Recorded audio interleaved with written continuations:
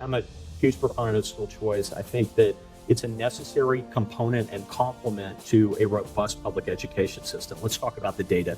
So here in House District 71, there are 48.7% of students grades 3 through 12 who are reading below grade level. There are 61% of students who are performing math skills below grade level.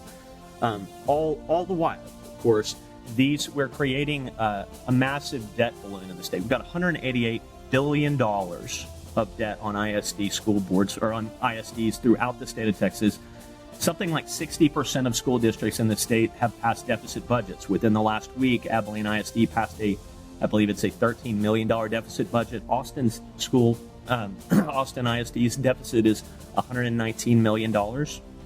Obviously, there are some things within school finance that we need to look at. But here's what I want to emphasize to you and to your viewers.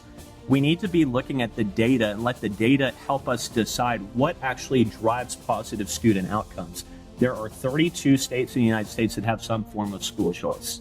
In the state of Florida, after they implemented universal school choice in Florida under Governor Ron DeSantis, they actually were a top 10 throughout the country increase in testing scores for students in the Florida school system. In Indiana, you saw gigantic gains. In Arizona, you saw gigantic gains, especially among low-income students in terms of how they're performing on testing. And I know you don't have that problem here in Abilene or House District 71. You have great teachers, you've got great schools, but that's not the case throughout Texas. In inner city schools and urban areas, you've got a lot of students and families that are trapped. They're trapped in failing schools. And if they had a choice to go to a charter school like yours, or if they could afford to homeschool like you do, or if they could afford to go to a Christian school, I've got neighbors in my neighborhood who are going, man, I really hope that you can pass some form of school choice that can affect me, because if I had the choice, I would send my kids to a Christian school. There are a lot of people throughout Texas that feel the same way.